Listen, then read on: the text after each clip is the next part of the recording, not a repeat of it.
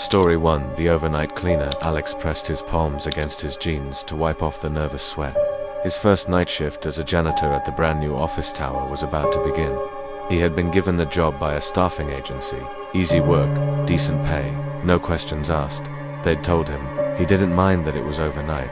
What unsettled him was the emptiness of the gleaming glass building when he stepped inside. A tall man in a security uniform greeted him in the lobby.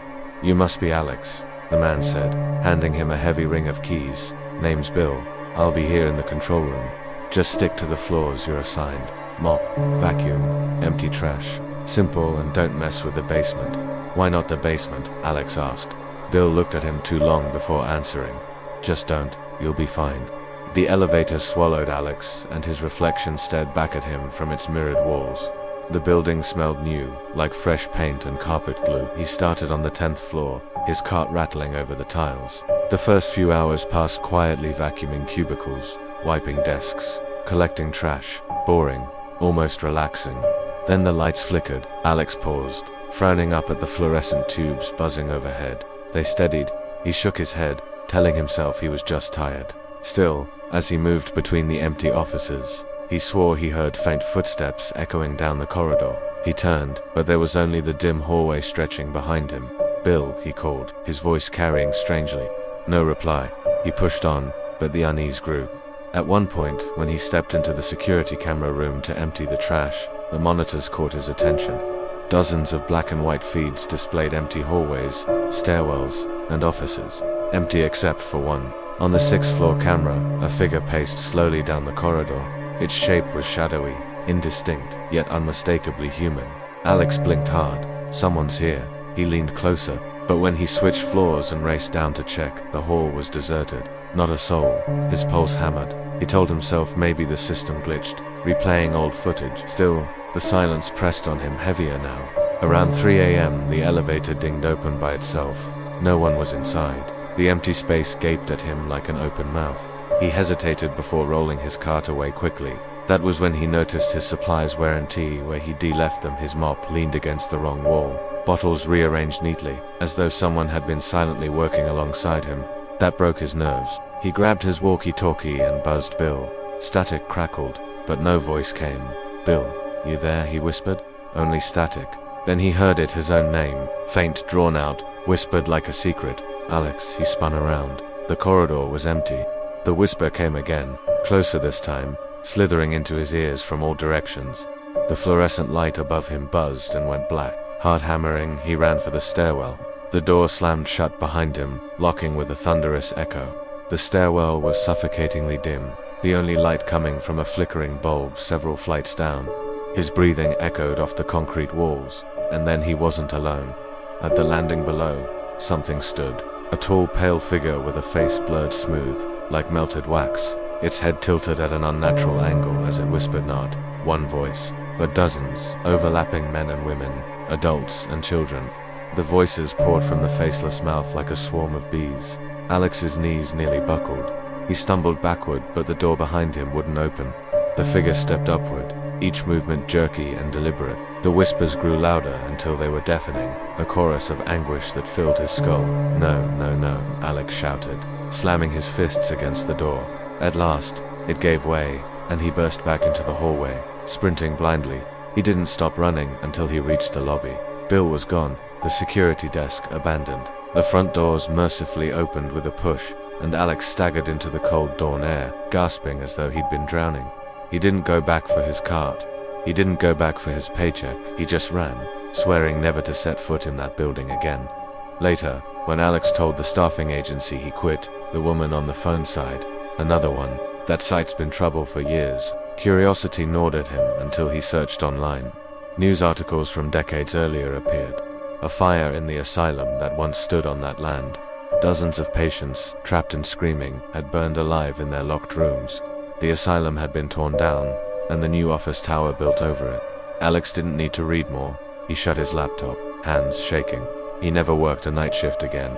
Story 2. The diner graveyard. Shift. The bell above the diner door jingled as Jenna stepped inside, clutching her apron in nervous hands. The place smelled of grease and coffee, a warm familiarity that steadied her nerves. It was her first real job, an overnight waitress at Miller's Diner, the only eatery on the lonely stretch of highway outside town. "You must be Jenna," said Marcy, the manager, sliding her a number tag. "It's quiet most nights. Truckers, drunks, insomniacs. Just keep coffee flowing. Smile, and don't let the cook bite." In the back, an older man in a grease-stained cap waved from behind the grill. "I don't bite unless you forget my orders," he said with a chuckle. By 11 p.m., the regulars had gone, leaving the diner nearly empty. The fluorescent lights hummed overhead, casting a pale glow on the red leather booths. The highway outside was swallowed by darkness. Jenna refilled ketchup bottles, her excitement fading into unease. The stillness pressed on her. Then the bell jingled. A group of 3 entered, 2 men and a woman, all dressed oddly, as though plucked from the 1950s. Their clothes were stiff, outdated, their skin pale, almost grayish. They slid into a booth without speaking. "Coffee?" Jenna asked, forcing cheer into her voice. All 3 nodded in unison when she returned with steaming mugs. Their eyes followed her every move. They didn't blink, they didn't speak, they didn't sip their coffee. Jenna hurried back to the counter.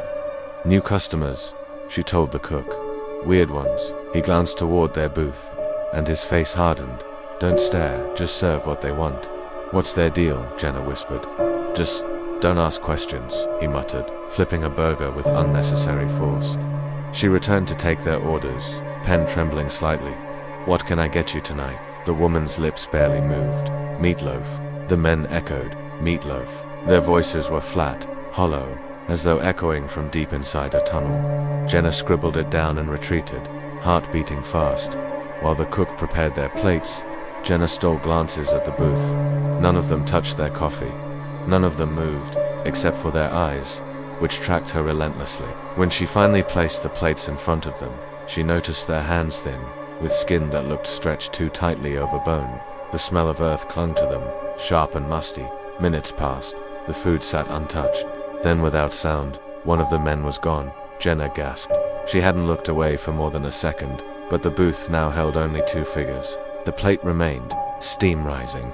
The coffee still rippled as though recently disturbed. "Marcy," Jenna called, panic creeping into her voice. But the manager had already left for the night. Only she and the cook remained. The cook appeared at her side, his face pale. "Don't say anything. Don't draw attention. They'll leave soon." "What do you mean, leave?" The cook grabbed her wrist. "If you want to keep breathing, pretend it didn't happen." Her protests died in her throat when she glanced back at the booth. The woman and the other man sat motionless, heads tilted slightly, smiling faintly now. Their teeth gleamed too long in the fluorescent light. The lights flickered overhead. For a second, the diner plunged into darkness. When they buzzed back on, the second man was gone. Only the woman remained. She turned her head slowly toward Jenna, eyes black as ink. Jenna froze. The cook hissed, "Don't look at her." But it was too late. The woman's face warped in Jenna's vision. In the reflection of the diner's front window, Jenna didn't see a woman at all. She saw a skeletal figure, skin sloughing off, hollow sockets staring hungrily. Behind it, in the reflection, the booths were filled with dozens more of the dead, bloody, mangled, crushed, as though from violent accidents. Jenna stumbled backward, the room spinning. The woman whispered, her voice thick with gravel, "We're still waiting. For our last meal." The lights flickered again. When they steadied, the diner was empty. The booth was bare, the food untouched. Jenna collapsed into a chair, trembling. What the hell was that? The cook slumped against the counter, looking older, wearier than before. Every year, same night, they died out, their bus crash in the 50s, just down the highway. The bodies were brought here before the morgue. Guess they never left. He met her eyes grimly. "You just saw the diner's regulars." Jenna's stomach lurched. "And you expect me to keep working here?" he shrugged. "Most don't last the first night. You'll quit, like the rest." When dawn finally broke, Jenna walked out of Miller's Diner, apron balled up in her fist. She didn't say goodbye. She didn't look back. That night, the highway seemed longer, darker, emptier than she remembered. But in the distance, she swore she still saw the faint glow of the diner's neon sign and pale figures sitting silently in its windows, waiting for someone new to serve them. Story 3: The Warehouse Locker. Daniel tightened the laces of his steel-toed boots and stepped into the cavernous warehouse. The air smelled of oil, dust, and cardboard. The place stretched endlessly in both directions, stacks of shelves towering over him like skyscrapers. His first day as a forklift operator, a supervisor named Clark met him with a clipboard. "Lockers over there. You'll keep your gear in it." Daniel trudged to the row of metal lockers against the concrete wall. Locker number 37 sat near the end. The moment he touched the cold steel, a voice from behind muttered, "Don't use that one." He turned. A man in a reflective vest leaned against the wall, eyes narrowed. "Bad luck," the man added before walking off without explanation. Daniel frowned, brushing it off as hazing. He spun the lock and opened number 37. Inside lay a folded uniform, old and stiff with what looked like dried stains. He shoved it aside, stuffed his lunch inside, and slammed the door. By midnight, the warehouse was eerily quiet. Only the distant hum of machinery and the occasional beep of forklifts echoed in the cavernous space. Daniel maneuvered his own forklift through the aisles, lifting pallets and dropping them into place. But something felt wrong.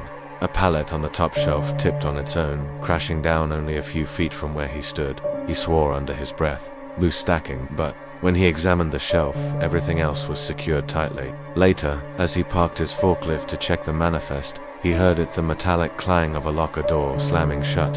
His gaze flicked to the far wall. The lockers stood in darkness. One of them rattled violently, his stomach tightened. Slowly he walked over. Locker number 37 was vibrating, the padlock shuddering, as though something inside struggled to get out. "Hello," he whispered. The rattling stopped. Daniel's skin prickled. He backed away, telling himself it was just nerves. But when he returned to his forklift, he noticed the machine's seatbelt was unbuckled, though. He knew he had secured it before stepping off. The hours dragged on. Lights flickered overhead, cutting out one row at a time as if guiding him somewhere. Against his better judgment, he followed. The path of dying lights led straight back to the lockers. This time, number 37 stood wide open. Inside hung the uniform again, but now it was soaked, dripping dark stains onto the floor. A pungent metallic scent filled his nose. Blood, a shiver raced down his spine. He stumbled backward, tripping over a discarded hard hat. As he scrambled to his feet, a deep, guttural breath rattled from inside the locker. Something moved in the darkness. Daniel bolted, his footsteps echoing across the warehouse floor. He didn't stop until he reached the break room. His hands trembled as he clutched a styrofoam cup of coffee, trying to steady his breathing. But the break room clock ticked backwards. He blinked at it, horrified. The second hand jerked erratically, then froze. A whisper filled the air, low, raspy, and agonized. "Why didn't they help me?" Daniel dropped the cup. Coffee splattered across the floor as he spun around. No one there. Suddenly, the lights cut out. In the blackness, he heard the whine of a forklift engine revving. The sound grew louder, closer. He pressed against the wall, heart pounding. The headlights of a forklift blazed to life in the dark, barreling straight toward him. He dove aside just as the machine roared past, but there was no driver. The seat sat empty, the wheel turning by itself. Daniel scrambled to his feet, bolting for the exit. But when he reached the locker wall again, his path blocked. Number 37 burst open. A figure staggered out. Its body was twisted, mangled, bones protruding at sick angles. Its skull was caved in, blood matting the hair. The apparition dragged itself forward, each movement accompanied by the wet crack of broken bones. Its hollow eyes locked on Daniel. "You took my locker," the thing rasped, voice gurgling like crushed lungs. Daniel shook his head furiously. I didn't know."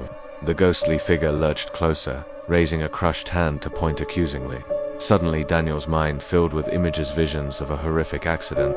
A man crushed under a toppled pallet, screaming for help while co-workers froze, too afraid to move the machinery. He saw the man's locker number 37 cleared out in silence, his death never spoken of again.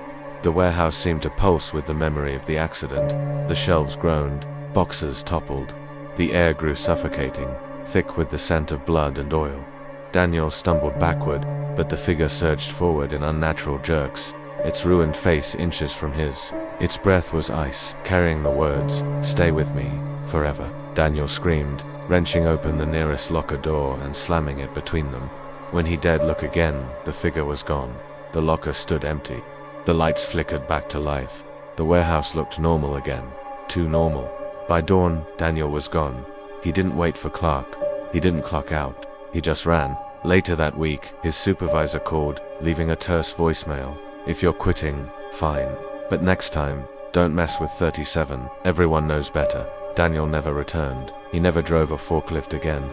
Even years later, when passing warehouses on the highway, he swore he could still hear the rattling of locker number 37 and the breath of the man who never left. Story for the nursing home. Maria adjusted her scrubs nervously as she entered Rosewood Care Facility. The hall smelled of antiseptic and faint decay, the air heavy with disinfectant and something older, harder to clean away. It was her first night as a nurse's aide. "East Wing's yours," said Carla, a tired-looking senior nurse, handing her a flashlight. "Mostly empty rooms now. Just check on the few patients left. Keep them calm, and if they start talking about the woman in white, just humor them." Maria frowned. The woman in white. Carla gave her a weary look. "You'll see." She walked off before Maria could press further. The east wing was dimmer than the rest of the building. Only half the lights worked, leaving long stretches of shadow between doors. Maria moved quietly, clipboard in hand, shoes squeaking faintly on the linoleum. Her first patient, Mr. Howell, was awake, his clouded eyes locked on her. "She's coming tonight," he whispered. "Who?" Maria asked gently. "The nurse in white. She sits on your bed until you can't breathe anymore." His papery hand gripped hers. "Don't let her in." Maria smiled reassuringly, though unease crept up her spine. "Try to get some rest, Mr. Howell." But as she checked other rooms, she heard the same whispers. Patients mumbling about the woman in white. Some cried, some prayed. Each described her the same: thin, pale, dressed in an old nurse's uniform, visiting only at night. By midnight, Maria's nerves frayed. She told herself it was superstition, patients feeding each other stories. But when she passed room 208, her heart stopped. Through the narrow window, she saw her. A tall, gaunt woman in white stood by the bed, bent over the sleeping patient. Her face was pale, her hair tucked under a cap. She stroked the patient's forehead tenderly. Maria threw open the door. "Excuse me." The bed was empty. The patient lay still, his face slack, his chest unmoving, dead. The woman in white was gone. Maria stumbled back, her hands trembling. She rushed to the nurse's station, gasping out what she'd seen. Carla looked at her grimly. "It happens. Patients see her before they pass. Sometimes we do too."